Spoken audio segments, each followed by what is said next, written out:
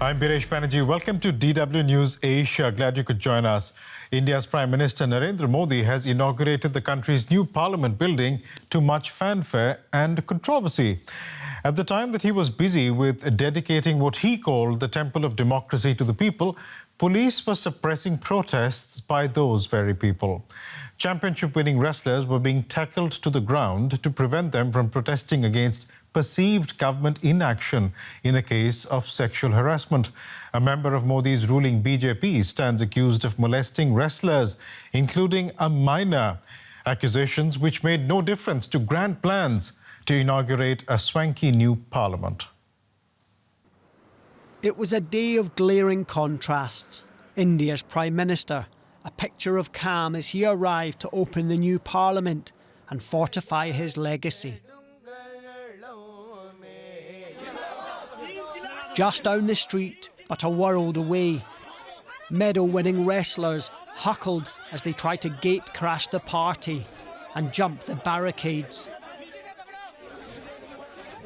On the one hand, the new parliament is being inaugurated, and on the other hand, democracy is being murdered. This is absolutely intolerable.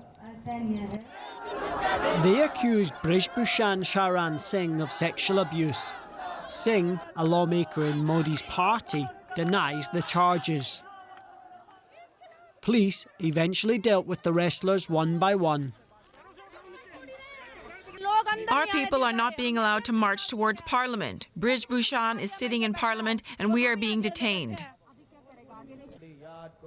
Narendra Modi, meanwhile, was praying before a gold sceptre that, along with him, took centre stage in an elaborate christening ceremony intended to open a new chapter in the country's national story. Friends, this is not just a building. It is a reflection of the aspirations and dreams of 1.4 billion Indians.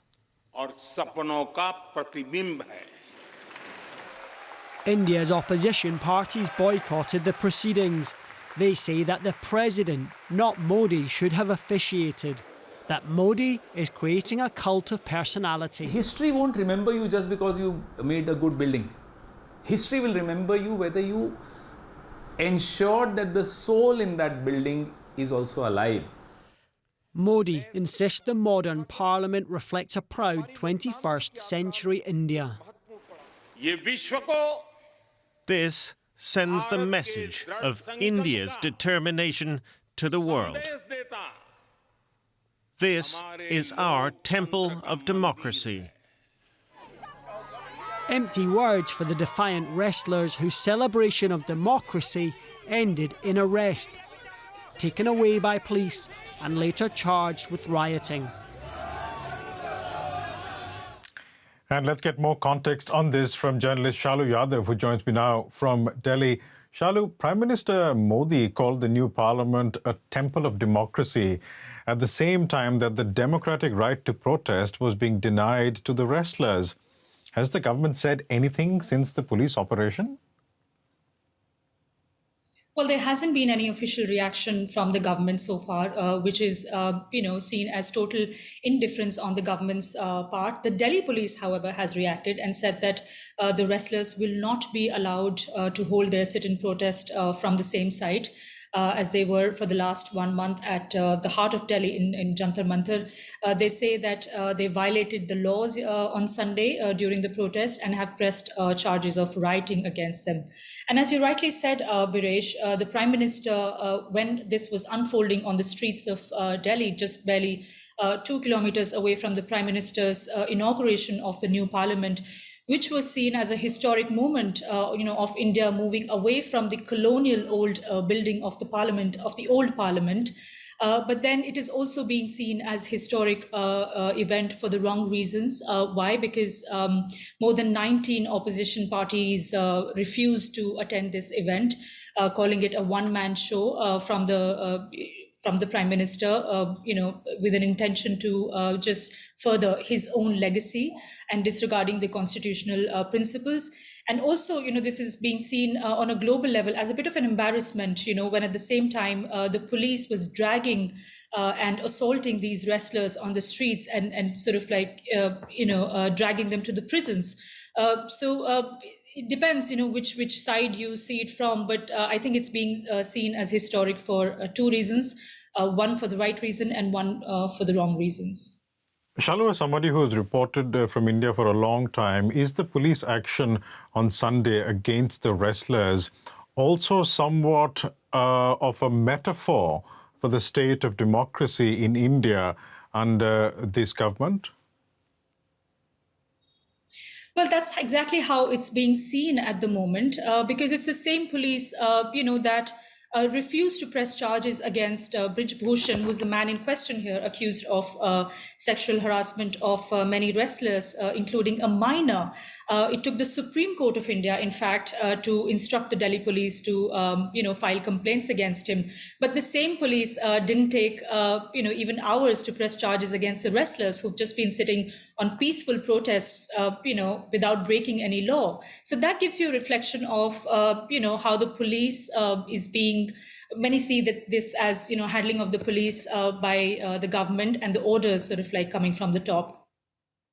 Brij Bhushan Singh, the chief of the Wrestling Federation of India, also belongs to the ruling BJP. Why has the BJP been reluctant to take action against him?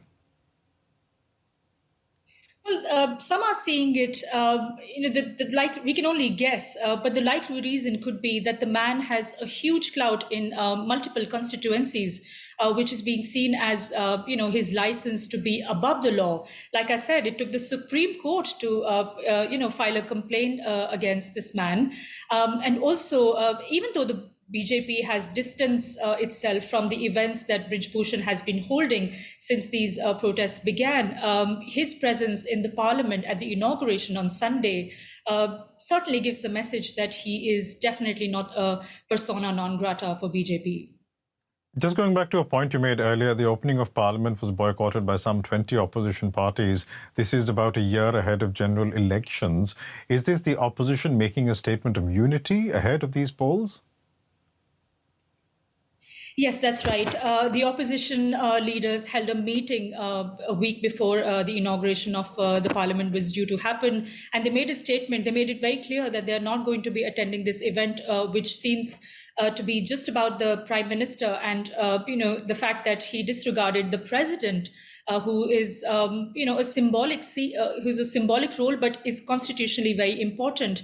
So they've boycotted this event, but also to make a larger point that, a year to the general elections, they are calling out the government for its high-handedness, for the way, certain things have been handled in the past. For instance, the executive order to sort of have the control of Delhi in the central government's hand, and also, sending tax officials, after opposition political parties. So the opposition parties are coming together, which is rare in Indian politics, but it's to be seen how it unfolds in the run up to the elections.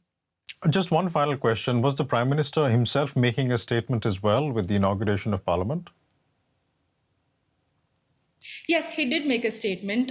He called it, not just a building, but also a temple of democracy. He said this is a sign of the will of India's 1.4 billion people and India sort of moving away from its colonial past, because the old parliament was built by the British, who ruled India for years, for decades.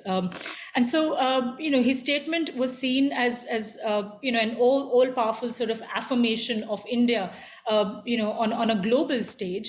But it's also being questioned when, other events like the wrestlers' protest mishandling and the opposition parties not taken into confidence is concerned.